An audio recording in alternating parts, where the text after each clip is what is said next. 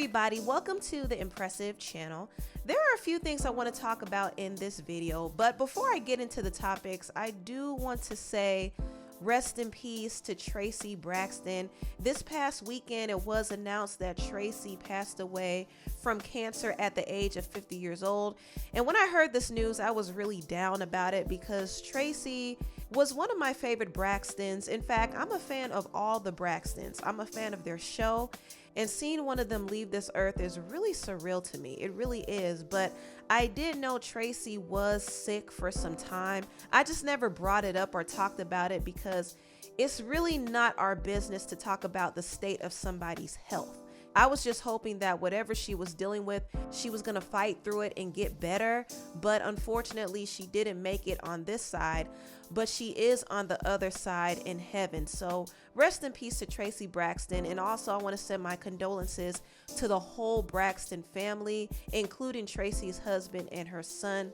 I just pray that they're all comforted in this very, very difficult time. Whew, cancer sucks. I'm telling you, it really sucks. Now let's get into the topics. Now there's been some new updates on Jussie Smollett's case. Jussie is out of jail, y'all. He's out of jail. Now, if you've been following the story, you would know that last week Jussie was sentenced to 150 days in jail for staging a hate crime. And he was convicted with 5 felony counts of disorderly conduct for lying to the police. Jussie's family and his legal team was pretty outraged that he was sentenced straight to jail without at least allowing the appeal process to go through. So they've been trying to get him out of prison. They've been saying that he is at risk for harming himself or being in danger if he were to stay locked up in jail. And Jussie's brother in particular has been very outspoken in this whole thing. He's been campaigning for Jussie to be released, and he still feels like Jussie is innocent. And listen, I'm not mad at him for riding for his brother. I can't fault him, okay? And also, I can't fault people for believing that Jussie didn't deserve jail time either, because honestly, I don't think he should have been in jail for 150 days. I think it's a little extreme considering that there are some people out there who have committed severe crimes who are still walking free. Jussie himself hasn't had a criminal history prior to this incident. And also, he didn't harm anybody in this whole hoax. The only person who got hurt is himself. So no, I don't think he should have gotten any jail time. I think it would have been better off to fine him and let him do some community service than to throw him in jail. But the Chicago PD was trying to make an example out of Jussie because they're still upset that Jussie played them. That's all it is. They just want him to pay. Now, Jussie was able to be released from jail after posting a $150,000 bond. So he's currently out on bail, and his legal team is trying to appeal his conviction. So that's what's happening right now. Honestly, I'm over the whole Jussie case, but I'm glad he got out. I don't think he should have gotten any jail time in the first place, but I do think he needs to stop lying because a case like this makes it really hard for real victims of real hate crimes. So Jussie should stop trying to paint this narrative that he's a victim. He should stop trying to be this social justice warrior because his credibility is shot. He just needs to lay low and let his appeal happen and quietly figure out a way to relaunch his career. Now, moving on, I want to talk about this whole thing between Rihanna and Megan Thee Stallion. Now, people on Twitter are some top tier investigators because they're always keeping tabs on who is following who and who is unfollowing who. So people noticed that Rihanna unfollowed Megan Thee Stallion. I personally didn't think it meant anything at first because Rihanna seems like the type who would unfollow somebody just because. It doesn't have to be for any particular reason. She might not want to see them on her timeline. But then another part of me is telling me that there might be something more to this because Rihanna not only unfollowed Megan, but she also removed Megan as her brand ambassador on her SavagexFenty site. And I actually looked this up myself to make sure, and I'm not gonna lie, this is a little suspicious to me because Rihanna wouldn't just drop somebody as big as Megan as her brand ambassador for no reason. You all know that Rihanna was a huge supporter of Megan, especially during the whole Tory Lanez fiasco. You all remember that Rihanna dropped Drea for making light of the domestic situation between Megan and Tory. She dropped Drea and she made Megan her ambassador. Not only that, she sent Megan flowers to show her support. Also, she invited Megan to her diamond ball. So Rihanna has been pretty supportive of Megan. They're not like friends or anything, but they have interacted and they both are on Roc Nation. So I always assumed that they had a quiet alliance, but it seems like Rihanna might not be aligning with Megan like that because she did drop Megan's sponsorship. Now, there could be multiple reasons for this. Maybe Megan's deal with SavagexFenty expired. Who knows? She probably got another deal with another lingerie line, or maybe she's at a point where she's getting bigger endorsements and she doesn't need a SavagexFenty deal. But that would be unlikely because nobody is going to turn down a lucrative bag like that. But I'm just coming up with different possibilities. I don't want to automatically assume that something is shady going on, but I can't ignore some of the speculations that are out there. Now, there has been some talks about a lot of big people in the industry quietly unfollowing Megan, and some are suspecting that they unfollowed her because they may have found out about something regarding the whole case she has with Tory, and that's just a conspiracy. Or maybe it's something that's totally unrelated. But it is a little odd to see Rihanna kind of distance herself. And once again, an unfollow doesn't really mean much, but to see Rihanna drop her from her site is a little suspicious. The only time we've seen Rihanna just drop celebrities or social media personalities as her ambassadors is if they say or do something that's controversial, especially if it relates to domestic violence. You see how quickly she dropped Drea Michelle and Ari Fletcher. So Rihanna doesn't do anything drastic like that unless she's aware of something.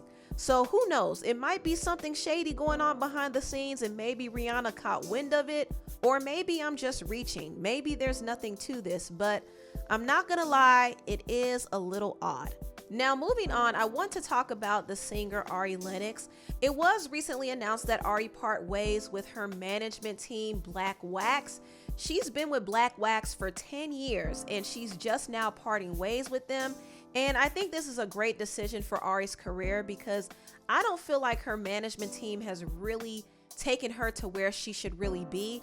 Ari has a lot of potential to go further in her career, and she's just really starting. Even though she's been in the industry for a very long time, she hasn't really seen the fruits of her labor until recently. Within the past few years, she has been able to have 3 gold singles under her belt and a platinum single. She also earned her first song on the Billboard Hot 100 charts, which is her song Pressure. So she's been progressing, and I think she's at a point in her career where she really needs to get to the next level. And the way she could get to the next level is if she has the right management team.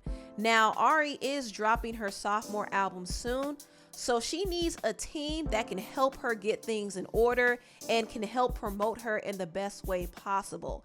Having a solid management team is very crucial. It's actually more important in some instances than just being a good artist, because without the right management team, an artist can't get into the right spaces in the industry. So I do hope Ari signs with a good management team.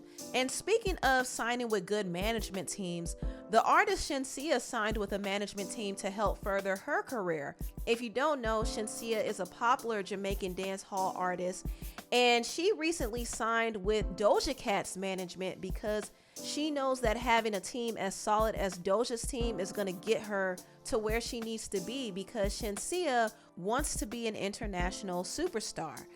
When I achieve my ultimate goal, which is to become a huge pop star or international artist, period, Doja Cat started popping like crazy. Yeah. Right? And I was watching her and watching her performances and all of that.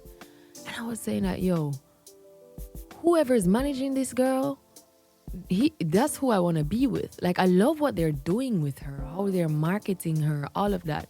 2 weeks after I got the call that Doja Cat's manager wanted to manage me and speak to me, Wow. I cried like a baby. I was like, Jesus, I have a different mindset where I'm trying to take over the world and I cannot do it alone. Especially being the fact that I'm from Jamaica, I've been doing it for so long, but I am humble enough to notice that not everybody can understand my music outside of Jamaica. So it's not reaching the audience that I want it to reach. You just know it as Shenseea from this genre. I want to be worldwide. So you heard Shenseea say that she wants to be a worldwide superstar.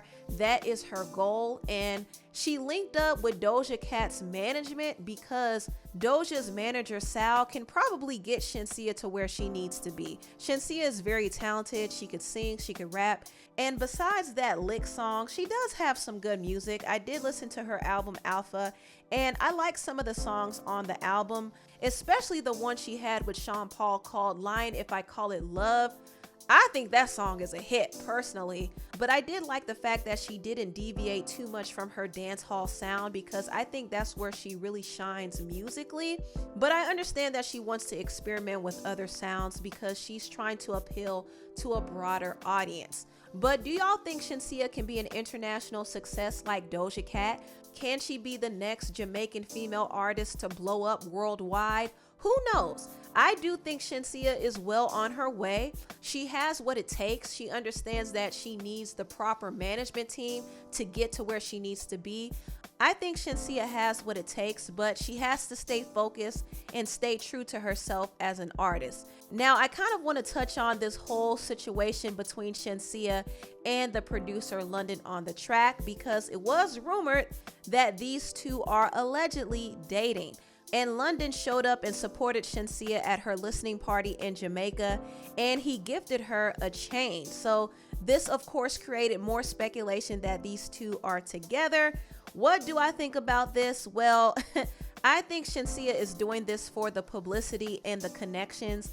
While I don't necessarily think it's a good look to be associated with London on the Track because we all know London's history with women. We've seen how he treated Summer Walker and his other baby mamas. He's been accused of being a deadbeat father and a cheater. So it doesn't look good for Shenseea to date him with the type of reputation he has.